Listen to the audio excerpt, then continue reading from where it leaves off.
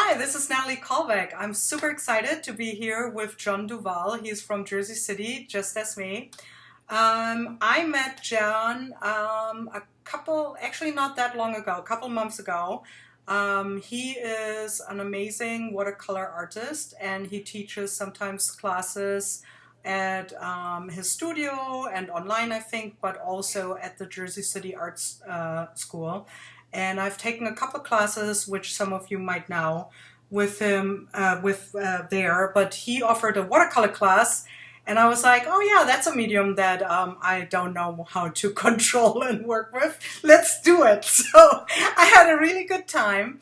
I learned a ton of things in that class. I will not be the best, most awesome watercolor artist from now on. But that's a different story, so we'll talk about that later. But before I go further, I'm super stoked that John agreed to be on Creative Jumpstart because it's so different from what he does usually, and I think it's different for you guys too. So, hey John, good to have you. Hey, Natalie, it's great to be here. Thank you very much for having me. I'm excited to talk about watercolor and basically what I do. Right. So, John, tell us a little bit about yourself. Actually, I said you were in Jersey City. You're not anymore. You're close, though, next to us in Union City. But tell us a little bit about yourself and your art. Sure. So, yeah, I live in Union City. I'm from this area and started painting about 5 or 6 years ago. And I studied art in school, but I mostly did drawing and figure drawing. So I mostly drew, other people and everything like that. So recently, though, I've been getting into landscape painting, and I started with a plein air approach. So I like going outside and painting on the spot, and I just started teaching at the Jersey City Art School. So a lot of my art is basically, I try to get a fresh approach to things and paint things in as quick as possible. So I don't really like to spend a few weeks working on something.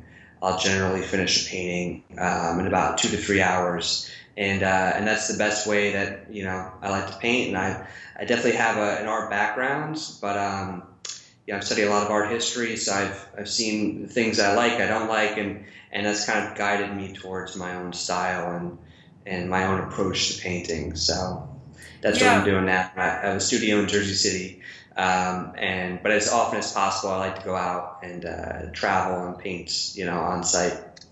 Yeah, that you definitely have to check out his work. I think the best way to do that is on Facebook or on Instagram, right? Yeah, yeah, definitely Instagram. I do Instagram and then post to Facebook, as a connection to that. But yeah, that's probably the best way because I try to update my website as well, but it's so much easier with Instagram now Yeah. to just post them. So his the reason why I took your class too is because so John does, as he said, not only he does like landscapes, but also a lot of cityscapes and Yeah. city like the mood of a city, like in the streets, city life. And that's something that really speaks to me too. And when I was looking at his paintings and the way how you paint, it just like really draw me in because I love the way how you paint. Um, it's like there's so much movement in your paintings, but you also use a very interesting color palette. You're very, it's dark and moody and emotional, and like right, but you Yeah. you Right. like dark colors. Yeah, so it's funny because when I started painting, I'd start like every beginner really, that you go through the color wheel and you see different colors that you kind of learn color theory. So in school, I learned color theory and you have to look at all the colors and pretty much it's very academic Mhm. and that's fine to learn initially. But what often happens is, your teachers or whoever won't tell you, all right, forget that as soon as possible because you should kind of strive to do your own thing.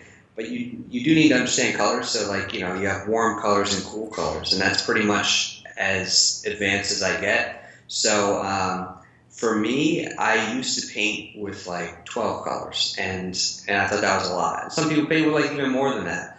But I was painting, exactly. But for my style of painting, I was painting things, and they were taking like 2 weeks to kind of perfect because I wanted everything to be just right and very realistic. And then I got really bored with that. I was just, really unhappy with having to think too much while I was painting. So I simplified it, and now I only use about 5 colors, maybe even 4. And I don't even think about it. I just say, all right, is this warm or cool? And I use a lot of darks because I kind of ask myself, what if I'm walking around a museum, for instance, I go to the Met a lot or MoMA, what are the paintings that kind of grab my interest? And it's always something that has a bit of like shock factor or drama to it.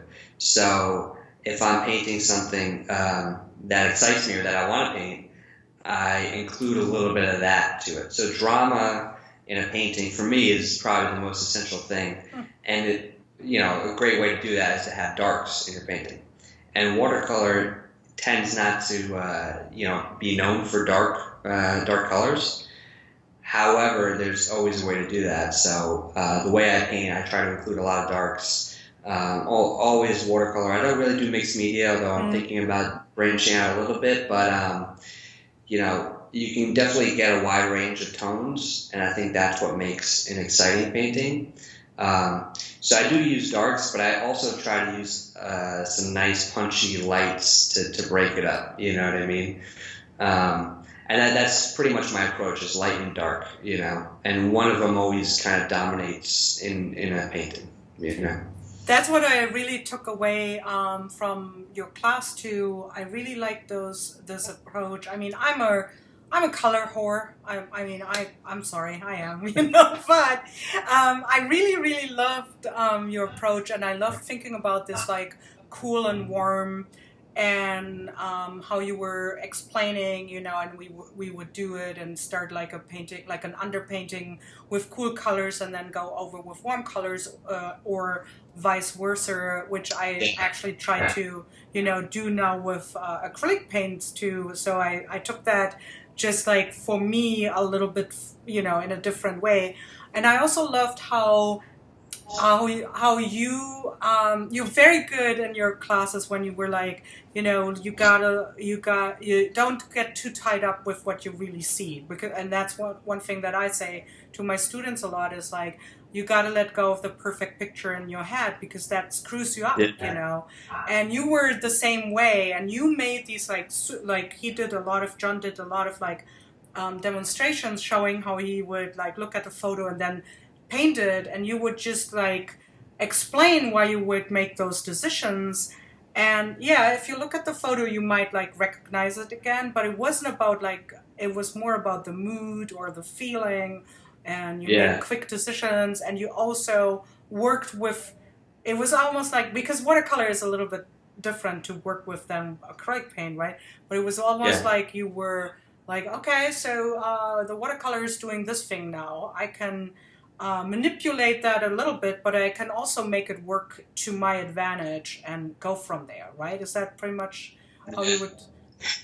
Yeah, definitely, because especially if you're working with watercolor, you don't want to go photorealistic, right? I mean, you can do that with any medium, but with watercolor, why not exploit that sort of wet into wet effect? And that's something that you have to be confident in doing. And it takes a bit of practice to get it right. But the point of painting is almost like skinning everything back and just going as simple as possible. So when you have the perfect picture in mind, it shouldn't be like photorealistic. You should have a vision for, all right, how do I think this would look great in watercolor? And then you just do that. That's the simplest way to paint. So like, I paint with 2 layers, basically what you were saying, with like the bright colors underneath, and then I put the grays and darks on top. And for me, it takes away all the thinking of it. Like I think I plan maybe 10 minutes beforehand, and you saw like I do a quick sketch, and then you paint it. A lot of people want to do like value sketches and everything beforehand, and that's nice, but then I feel like, well, the excitement of the painting is then gone, For me, and I get very impatient when I'm painting, which is, I think, good for watercolor, because you have to do it very quickly for it to be, fresh and spontaneous. So if you don't want to think and overthink a painting, then just do like a two-step approach. Give yourself like a couple hours, and then boom, just bang it out. And then you don't have to think about 20 different colors.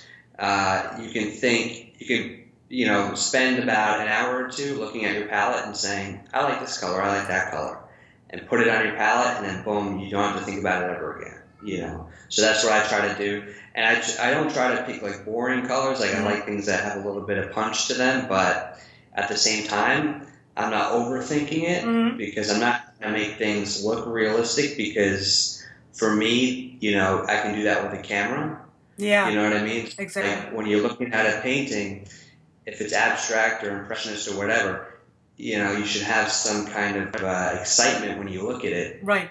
And there are a lot of great painters who paint very realistically, and that's fine. But for me, you always have to have kind of a goal with your overall. So every painting shouldn't be some unique discovery and invention. If you say, all right, my style is going to be this loose approach, then every painting just kind of like flows off the brush. You know what I mean? So you're not getting too much in your head. And then I think people resonate with that a bit more. Like your work, I see there's a lot of great abstract qualities to it, but at the same time, you have some representation there. Like you can tell what you're painting, but there's a lot of emotion to it, a lot of mood as well, because you use a bunch of different colors, but they work very well. Yeah, I think it is about the story, right? Yeah. You want to tell the mood and the story, and if you just and it doesn't have to resonate with everyone. And I think there was one thing that you said before, which I also loved. So you said you were going a lot to museums, which I do too, and you also said you were looking at things what you like and what you don't like. And I think that's so important. It's so important to look at art that also you absolutely, and I think it's okay to say that about art, because people are like, well, you have to describe and why. Well, fine, yeah, maybe. But it's about I don't like that. And then you kind of try to figure out, why don't I like it? And how can I avoid that in my work, right? Yeah, so, and something for me is that I've been learning, the past few years, is that just like looking at my own work and other people, you shouldn't have to kind of figure out a painting, when you look at it. When you're painting it, obviously you've got to figure out how to do it. But if you're looking at somebody's work, you shouldn't have to kind of mentally figure it out. For me, it's because painting is very visual, right? You shouldn't need words to describe the painting. Right. I mean, obviously it's very helpful when you're talking about somebody's work, but if you resonate with a painting, you resonate with it visually, right? So you don't have to mentally think, all right, I got to write an essay about this painting. That's what happens in school. They teach you to think about things in long form and explain every detail of why it's a good painting or a good sculpture or whatever. But you should know when you see it. You know what I mean? That's something that could help your own painting and your own artwork, because if you go from kind of within, if you paint from within rather than without, then you're always end up with something that's personal to you, but also if you know how to paint technically, you have all the techniques down, then you can do something that's very kind of individual, but also stands up as a good piece of work. I mean, obviously every painting or whatever you're doing, drawing, painting, sculpture, you have to have basic techniques, obviously, right? But after you do that, you got to forget, all those steps and just say you naturally inherit those, but now you got to paint from your own imagination, So you can, I go outside and paint cityscapes, but you've seen I dramatically change my approach. I'm not trying to capture the exact color of a building or something like that, because that's not necessary. How often do you? Yeah, exactly.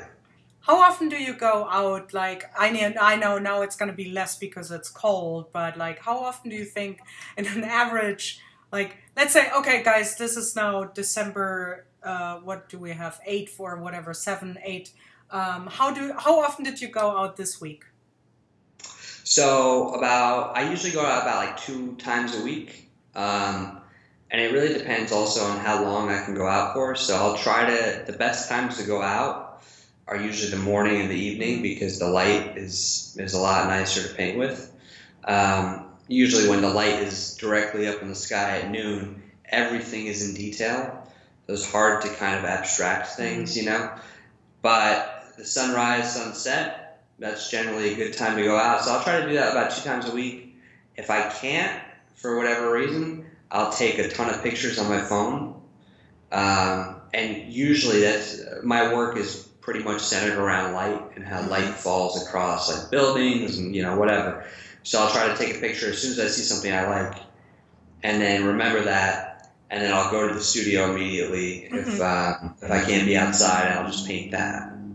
And often I'll draw it from the photo, you know, and do like some color schemes, and then I won't look at the photo.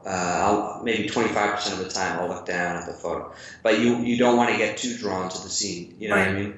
And that's the good thing about plein air painting is you don't have time to plan out for hours and like meticulously paint it. You have to just do it, and that's the best way to build up your skills, you know.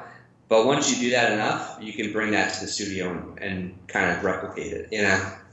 How do you, a thing that a lot of people ask, and I think I asked you that too in the class when you were telling us, how did you get more, like, maybe you were cool and you like to just like lay it all out there in the open, but how did you get used to, I'm sure people stand behind you or look at what you're doing, and like, was that weird in the beginning, and are you now like just like totally cool with it and you blend it out, or? Yeah, so I'm very typically I'm a very shy person, very introverted, so I'm not like very showy, and that was one of the things that was hard for me to do. However, so you develop some tricks. So like if you have your headphones in, for instance, you don't have to be listening to music, but if you have your headphones in and you're outside painting, people will typically leave you alone. They'll look, but they won't ask you questions, you know? You can put your brush in like your mouth or something like that as you're holding an extra brush, because you don't have any free hands, you know? Things like that, because I don't want to seem rude to people passing by, like talking about my work, but at the same time, you got to be completely focused, right? Right. Headphones, like earbuds or whatever, are the best way to do that. And it does get like self-conscious if you're, you know, doing something that you don't know, you've never painted before. I mean, the worst, you know, one of the scariest things is showing your work. Yeah. When you're a little unsure about it, right? So, and that's just something, you know, you got to pick a spot where people aren't like walking right in front of you all the time. But if you're in a city, that's hard to do. So, you know, last time I went outside, I painted, and it rained like right away. And it wasn't supposed to rain, but it just came and rained, ruined everything. But 2 people came by and were like, "Oh my God, I love this." And it was like a ruined, you know, painting.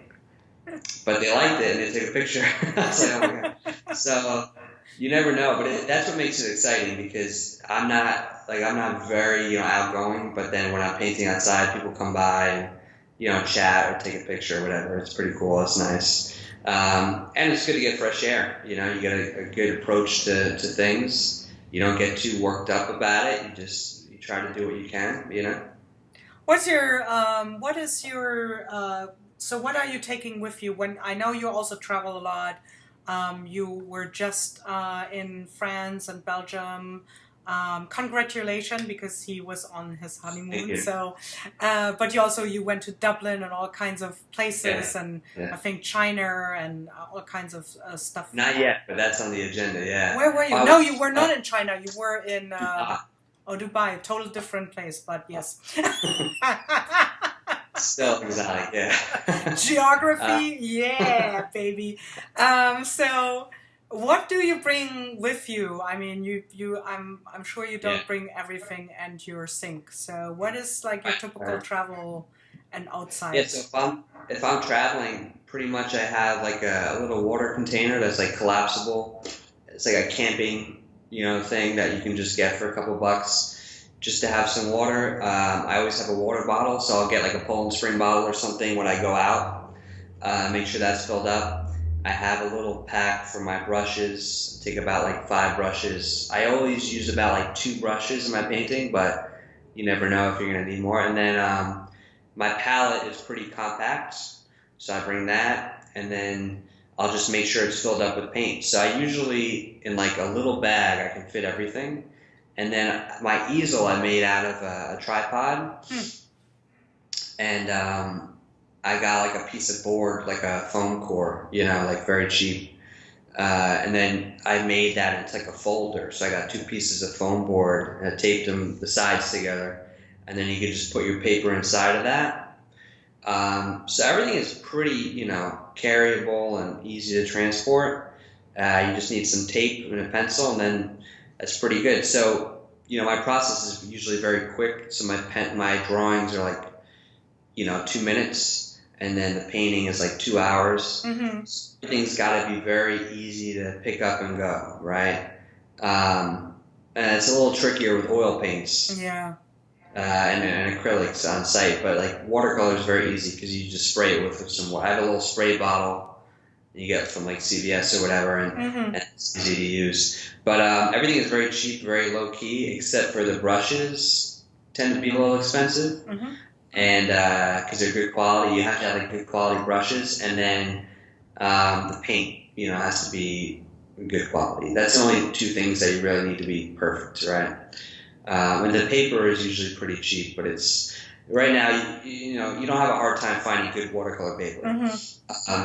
You just got to make sure you have a bunch of it, because you can't, go over something. You have to just use it once. But a lot of people also like to paint small when they're outside, but I find that a little trickier because small painting, use a small brush, and it changes things a bit. So I usually paint like, mid-size, like 15 by 22, like half-sheet watercolors. That's a good size, and you should be able to bang out a painting in like 2 hours with that, That's cool. Short question. How many paintings did you do while you were on your honeymoon? So I had a little sketchbook. I didn't do like full paintings, but I did about like 5 small paintings. But since then, I've done like 3 full-scale ones from the photos I took. But I did like 5 little sketches, and they were, I was happy with them. But it's harder when you're out there in Europe. If you're on a busy street or something, it's hard to just stand and sketch, But it was fun. It was a cool experience. But I did about 5 little ones. Yeah. Cool. For Creative Jumpstart, which I saw your video, I love it. And I said to some people that I actually talked about you. Oh, I was on Facebook Live yesterday, and I talked a little bit about, the people that are new for Creative Jumpstart. And I said for your video that I think it will be for some people out of the comfort zone, which is great because Creative Jumpstart is about, getting a jumpstart. And for some, it is by doing a new technique, by getting new ideas on subject matters, and sometimes it's also something that you have never done with material or an approach, and it's out of the box. That's a jumpstart too, and I think that's great. I really loved your video. It was super fun to watch too. But the theme is "My Home is My Castle" this year. So every year the artists get a new and different theme. So what does home mean to you? Yeah, and that's something I thought about when I was doing that video and that painting. Pretty much, and I did a painting in my studio.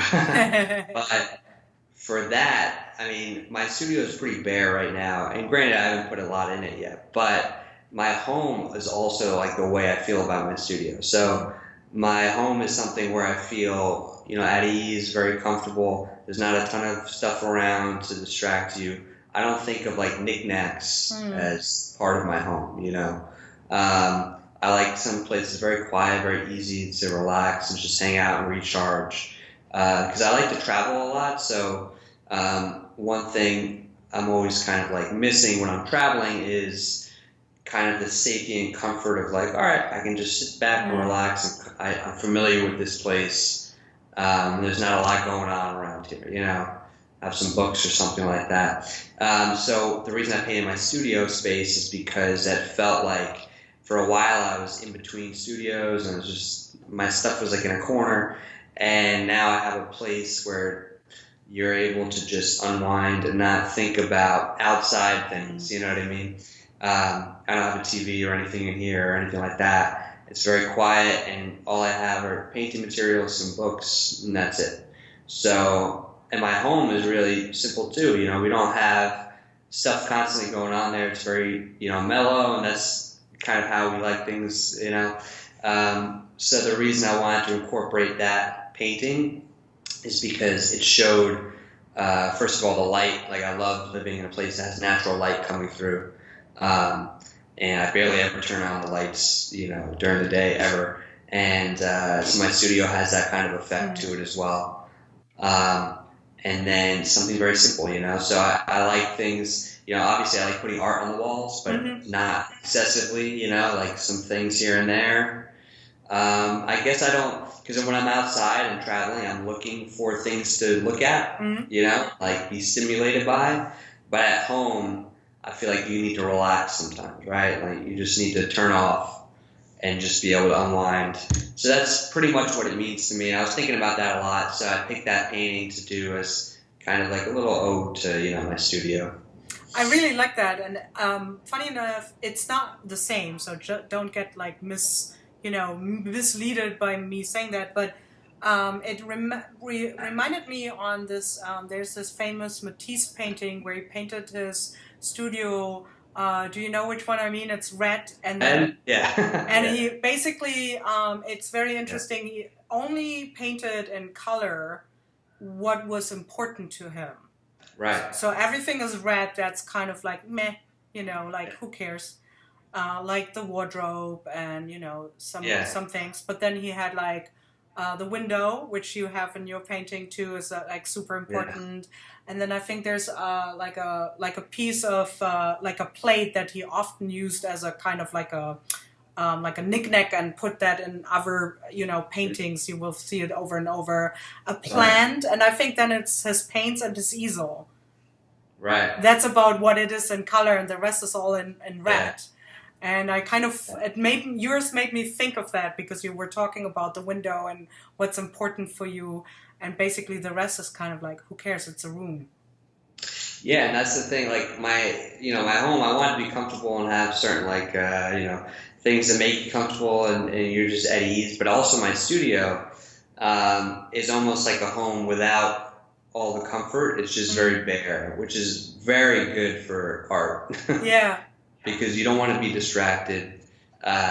This is it's like an old dorm room, so there's like not much going on, and it's very bare, but it's like perfect for painting because you have windows, you got natural light, you're not thinking about a ton of crap, it's like very essentials only, Right.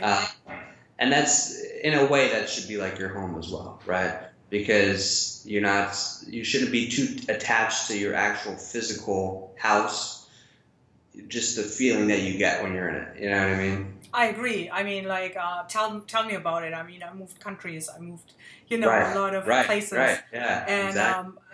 We're looking for a house right now, and we're discussing where I could live. And it's interesting because I moved so much in my life, I think I'm adjustable pretty easily nowadays, and other people might be not. But it's because I have had this need to make different places my home all my life, and I know that it's possible. You will meet new people. That's kind of like, but you will also nowadays not lose all your old people, because it's so much easier to stay in contact, right? And then other than that, I mean, it's the people you love. Like if you have a partner, that's perfect. That's there's home right there, right? And then you don't need that much. Like it's not it's not all like, you might have some knickknacks and memories that you want to keep and bring with you, but I feel like it's if you don't, I mean, of course, if you lose everything and you have to move or whatever, that's a different story. We're talking about normal life, like we by choice move, right? So yeah, I agree. So that's pretty funny, because I was going to ask you what kind of objects you keep around and stuff like that in your studio. I would say 0. Well, the thing is, I try to keep, like, if I travel someplace and I see a painting or something I really like, I'll try to get that. I try to collect that, right? But for the most part, I don't collect a ton of stuff. I have a few paintings that I found that I really like that I collect. Um, but mostly, I don't know, because for me, it's hard to then fill up a place with all these objects and knickknacks that inspire. I'm not a still life painter, so I don't keep, like, vases or anything around to include in paintings. Right. I don't like, I found that it clutters, like, my mental space if I have too much stuff around. So I always keep, like, art related things. I try to keep it very neat as much as I can, but it's hard to do. But for me, like, collecting, like, different paints are great, or brushes or different tools that you can use. Oh, so you're a brush collector? Right. I have a few, but it's funny because I started, like, I thought, like, oh my God, the high-end brushes, you need, like, a few good ones. But I recently started painting with like a basting brush. Huh. For like $3, and I got like 3 of them for $3. But they actually work really well for the type of stuff I'm doing, and I'm like, this is great. So I like to try different things out, but I'm not, like, inspired by collectibles. You know what I mean? Yeah. I like that you said that about the basting. That's a typical, like, in what we do and call mixed media. I mean, that's a little bit misleading, that term, but in this niche, what we do, mixed media, means just we like to use all kinds of different materials and try them out. And I've used those silicone basting brushes too. I love those.